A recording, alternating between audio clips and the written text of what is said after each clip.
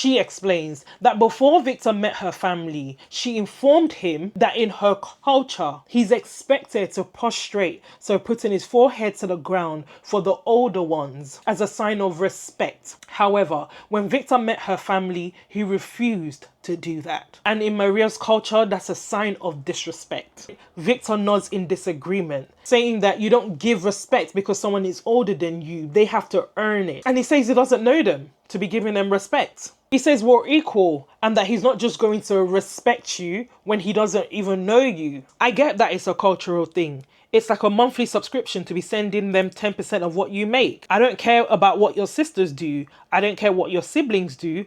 I'm not trying to create a family or build an empire with them. What were you thinking when you were with a Nigerian girl? What were your thoughts? You didn't think of the cultural side of things? Hey loves, how are you? I hope you are well. So a UK docuseries which initially aired on YouTube and then on Channel 4 is now on Netflix. And guys, I was pleasantly surprised when I saw that the new docuseries Blue Therapy will be released on the Netflix platform. And so before I dive right into it, I would like to use this moment to commend and applaud the producer, Andy Amadi, and his team for such great accomplishment. This is truly wonderful and remarkable. The show follows 7 couples who have one issue or the other in their relationship, and they come to therapy, and they do this right in front of the camera. Everything unfolds before our eyes, and one couple stood out to me, Maria and Victor. Let's get into it. Guys, Maria and Victor have been together for 7 years. Maria is Nigerian and Victor is Bulgarian. Victor describes their love as a fairy tale like one out of the movie. And I'd like to read word for word how they both described each other. Victor says, Maria is one of a kind. She has a very, very kind heart. A very, very good heart. She's the best person I've ever met. And I've met a lot of people. Maria describes Victor as a very, very nice man. He's always been that kind of Prince Charming I've always wanted. She says she didn't think she could love someone the way she loved him. But Victor is a top dog, her brother, her bestie. He's her bro through and through, her ride or die. They are 2 peas in a pod and that pod cannot be broken. Maria and Victor are not only lovers, but they are also business partners. They have a couples channel together and are on all the social media platforms, TikTok, YouTube, you name it, they are on all of them. Well, I'm sure we're both thinking the same thing. All this seems really good on the surface. What could be wrong? Well, the issue here is that Maria desperately wants marriage. She's been with Victor for 7 years and she's wondering why he hasn't proposed to her, why he hasn't felt the need to marry her. Victor, on the other hand, doesn't see what the big deal is. He doesn't see much importance in marriage. He wants them to live a little bit. To him, marriage is just an option. It's not a necessity. He doesn't feel like he needs to take that step in order to be accepted by society. Maria is frustrated by all this, and this is exactly why she has brought Victor to therapy. Whilst in therapy, Maria mentions that Victor gave her 2 promise rings, one in 2020 and another in 2024, promising her marriage. Maria took these rings as promise rings for marriage. At this point in the therapy, Victor turns to her and says, hey, I never promised you marriage. Those are not promise rings, they are just rings. Maria was furious. She could not believe what she was hearing. She says to him, so you've misled me all these years. You've made me think that these were promise rings, a promise from you that you will marry me. But they're just rings? And Victor said, I just did it to make you happy, which is the most important thing, for you to feel happy. And she said, you basically misled me. You misled me all this time. You lied to me, making me think that you will eventually marry me. At this point, Maria says that she believes that these rings are just shut up rings, just to keep her quiet and just having her go along with it for as long as possible. At this point, Maria is in tears. She says to him, so you do not think I'm a big enough reason for you to marry me? Being overwhelmed with emotion, she walked out of the therapy. The therapist turns to Victor and asks him, how do you feel about what's just happened? And he says all his life he's always accepted people the way they are, but they do not accept him, and it's always been like that for him. Maria gathers her emotion and returns back to therapy. At this point, she revealed that last year on Mother's Day, she called her mum to wish her a happy Mother's Day. And her mum didn't realize it was on loudspeaker, and that Victor heard her mum say to her that you're giving yourself to a man who is not even ready to marry you. And she says this whole situation is tough because it's put a huge strain on her family, on the relationship she has with her family. And Maria says it's tough for her because she loves her family. Victor, on the other hand, says that he doesn't need to be close to any family, that he only needs one person in his life, and that Maria is okay. He doesn't need anyone else. Not his family, not her family. Just the two of them. That's all right for him. Interesting. Victor goes on to say that he doesn't have a relationship with Maria's family. He says that the only way they will accept him is if he marries her and they have kids and they have a house. He says if these people do not respect me, then I can't have a relationship with them. Maria explains that this whole situation has caused her to have to tell her family one thing and then tell Victor another thing. For example, she says Victor finds it really odd that at Christmas she gives her mum money. And he says to her, why can't you just buy her a present? To which she drops a bombshell. She says, I'm not paying off the car anymore. And he turns to her and he says, what? Victor explains to the therapist that basically a few years ago she wanted to purchase a car. Rather than taking out a huge loan, her mum decided to buy the car for her. And now Maria was just paying back monthly the cost of the car to her mum. Maria looks at him and says, I finished paying that car a long time ago. Long time ago. I'm just giving my mum money on a monthly basis. Victor was shocked. He was devastated and he felt upset. He said that he felt like a fool and he felt betrayed because of this lie. He says to her, so all this while you've been giving your mum money. You've been sending money to your mum and you told me it was for a car. She further explains that the reason why she does it is because it's part of her Nigerian culture. The situation got intense and at this point the therapy came to an end. In the next scene, Maria's sister comes over to see Victor and Maria. And she asks them, how did therapy go? And the whole issue about sending money to her parents came up. And she emphasizes that it's not just something she does, it's something that her sisters also do. And that it's a cultural thing. And Victor responds, I get that it's a cultural thing. It's like a monthly subscription to be sending them 10% of what you make. I don't care about what your sisters do. I don't care what your siblings do.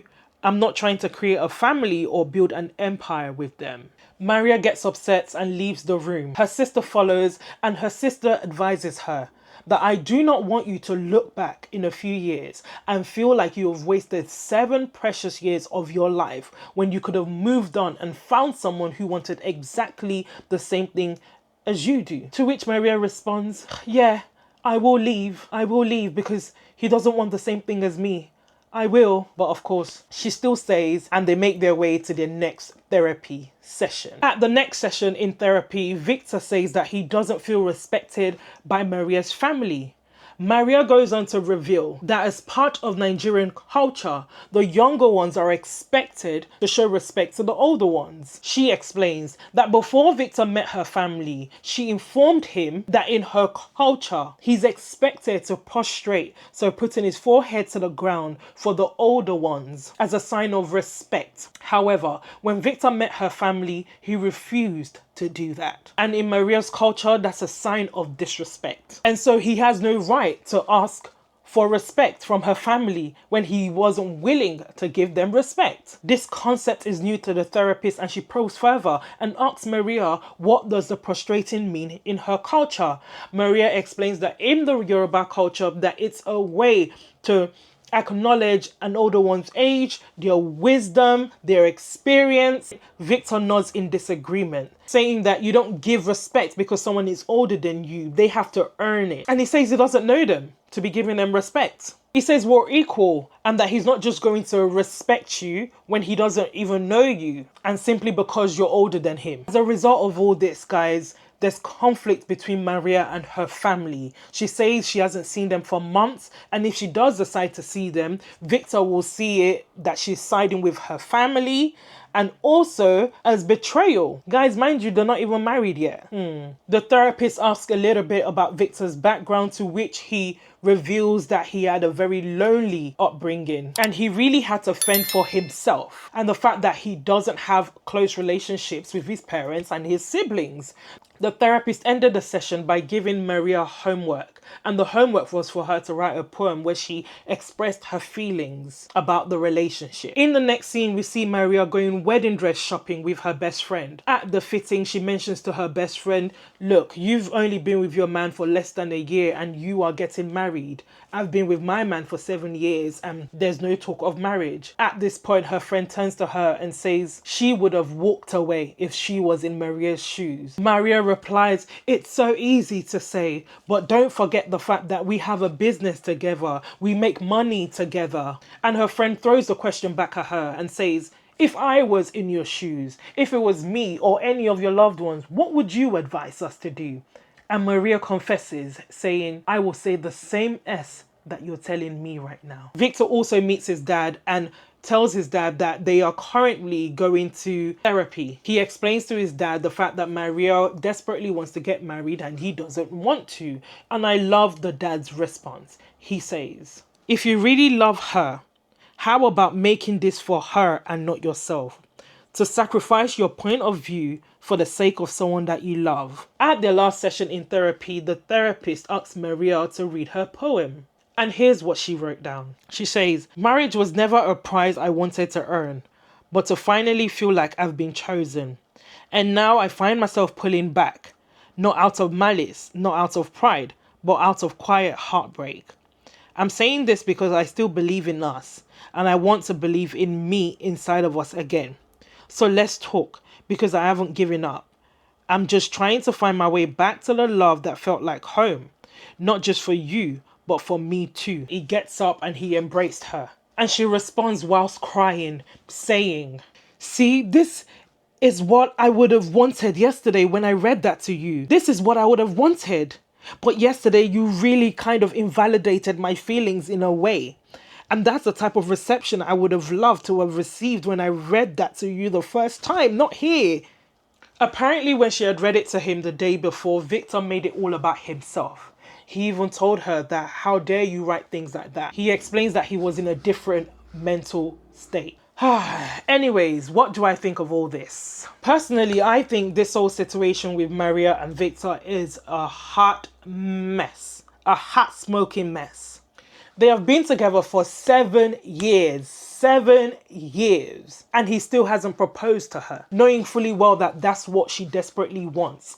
He's given her 2 promise rings, which we found out means absolutely nothing. They're just rings to silent her. And he doesn't see a need for marriage. They both want different things out of life. They view life differently. And in my personal opinion, these two are not compatible. They are just not for each other. He's wasting her time. He's wasting her woman time. Now let's talk about the cultural elements that we saw popping up in this therapy. The first one being the fact that Victor refused to prostrate for Maria's family. Maria already told him that prostrating is a sign of respect. It's one of the highest form of respect in Yoruba culture. She's informed him about that prior to him meeting his family. Upon getting there, he refused. This is the first meeting, the first time you're meeting your potential in-laws, and you refuse to show them the highest level, the highest form of respect. And I think when you're in an intercultural relationship, it's very important that you have a willingness to embrace part of the other person's culture. Because if you love them enough, if you love Maria enough, remember all the lovey-dovey stuff they said at the start. If you love her enough, you will participate in aspects of her culture that she deems very important. And that's a way of you showing the family that you are serious about Maria, you are serious about integrating into the family, and serious about showing them respect. Because to them, that is the sign of respect in their culture. This isn't about you. It's about them and what they see as respect. And I think even when Harry was with Meghan, he told her about the fact that they need to curtsy to the Queen. So she educated you on an important aspect of her tradition. As far as I'm concerned, it's not too much to ask. You may not fully understand every tradition, or some things might just seem unfamiliar to you. But when you love someone, there should be an openness and humility to at least give it a try. You didn't even try it the first time. And the thing about prostrating that Maria was talking about, like all the way on the floor with the forehead to the ground, it's not something that Yorubas, who are a tribe in Nigeria, it's not something that they do all the time when they see each other. It's just on important occasions. That would have been the first time, and probably the next time would have been if you had a traditional marriage. You would have prostrated before her family. That's it. It's a sign of humility. It doesn't take away from you. Rather, it would make them even embrace you more, because they'll be like, wow, he's really willing to adopt a little bit of our culture. What were you thinking when you were with a Nigerian girl? What were your thoughts? You didn't think of the cultural side of things? No one expects you to embrace every single aspect of their culture. But there are some key aspects, particularly when it comes to family respect, that you have to show willingness to try. The other issue here is the topic around her sending money to her mum. He sees it as a monthly subscription, and she says it's just a cultural thing. And here you can see cultural differences, cultural gap. In Nigerian culture, it's normal for children to give to their parents. It's not mandatory, however, it's widely accepted. You give what you can when you can. However, this seems foreign to Victor. And I felt like this situation is one that could have been handled by having a conversation, coming to some sort of compromise. Victor trying to understand where Maria's coming from. Because the truth is, she's been brought up in a Nigerian home. Her culture is embedded in her. So she's going to do things that are in line with her culture. And it's important for him to make an effort to understand them. And they can discuss how much they are both willing to give to Maria's parents, so that she doesn't have to do it behind his back and it's like one big secret. And another thing that just didn't sit well with me is the fact that Victor felt so comfortable with not interacting or having a relationship with Maria's family.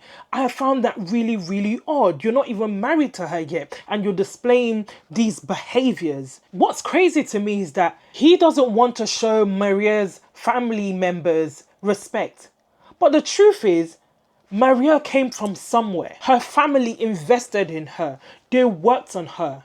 If they didn't work on her, if they didn't parent her, pour into her, she wouldn't be the woman that she is today, that you're willing to date. She's coming from somewhere, and it's important to acknowledge those people and not to isolate her from those people. Real love will not isolate you from your family. Rather, it will embrace them. You will show them that you're willing to be a part of them. A healthy relationship should expand someone's world. It should expand each other's network and not shrink it. And this is unfair to Maria. And to me, this is a very selfish and self-centered move. You might be okay being lonely, but it's not fair to put that on someone else and to cause a strain in a family that was tight-knit. And my heart really breaks for Maria's mum. She must be absolutely devastated that one guy has just come to take her daughter and they do not have a good relationship with each other.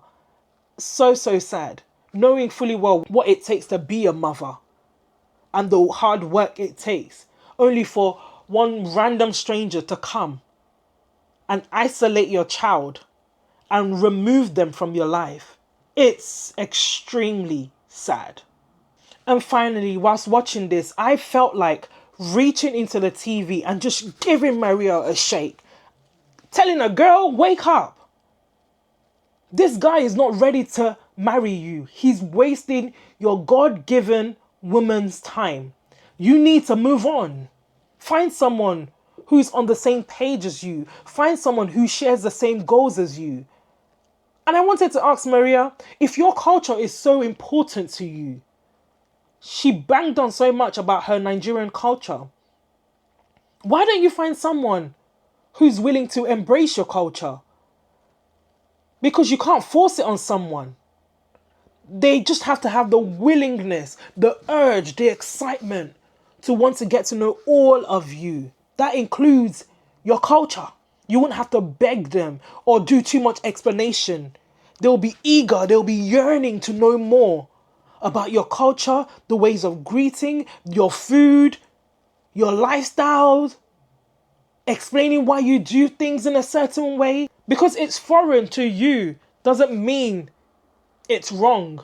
It works in another culture. So find someone who shares the same values as you. Do not let any man rip you away from your family. It's not worth it. Maria, get out of this relationship. I know you have businesses together. Find a way to dissolve it and move on with your life. Build a life for yourself. You still have time on your side. And if there's anyone who's going through anything like this, please speak to someone. Speak to friends, family, and listen to their advice, because honestly, sometimes they can see things that we don't see. Love can truly blind you, as we can see here. And guys, if something doesn't feel right, it probably isn't. And guys, let me know your thoughts in the comment section. Do you think he was right not to prostrate for her family? Do you think he's right in saying that respect should be earned and that he doesn't owe them any respect because he doesn't know them? Do you think he's right in saying that she shouldn't send money to her mum and that it's like a monthly subscription and that he doesn't subscribe to that? Let me know your thoughts in the comment section below. Anyways, guys, at this point, I would like to share with you my must-see content. For those of you who have been around on my channel, I used to share these in some of my old videos. And basically, a must-see content is something that I have seen during the week, something I have seen while scrolling through the streets of social media. It could be something funny, inspiring, and I just really want to share it with my community. And so the must-see content this week is this video. Take a look.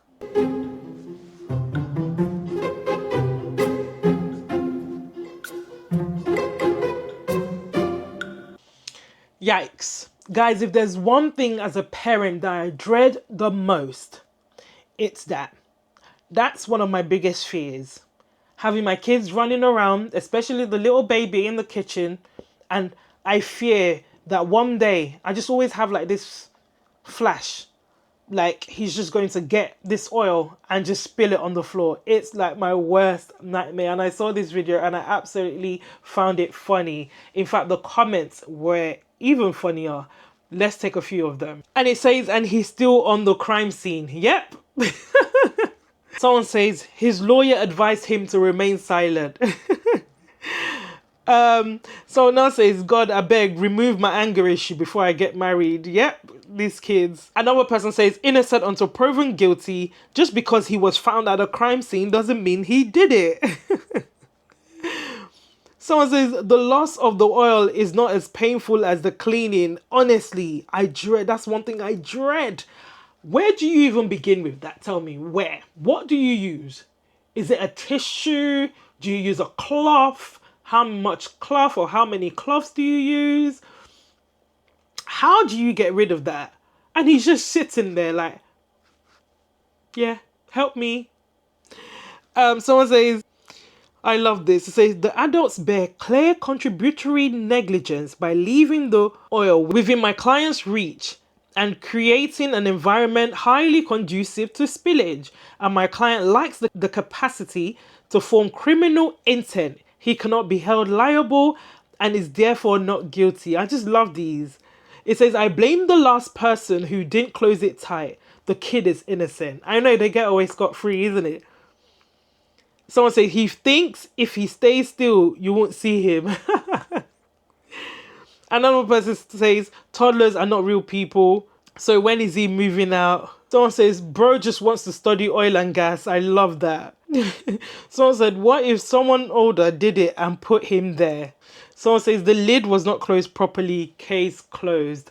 Honestly, that really made me smile and I thought to share it with you. And guys, it's Mother's Day this Sunday in the UK and I would like to take this moment to wish every woman, every mother, every woman who acts in the capacity of a mother, and every woman who desires to be a mother. I would like to wish you a happy Mother's Day. I really hope you have a lovely day being celebrated. I hope you get spot rotten, because woman, you deserve it. I really hope you've enjoyed today's content. If you have any comments, please leave them in the comment section. Please don't forget to like, comment, subscribe, and hit the notification bell so you do not miss my next video. Till next time, guys. Bye.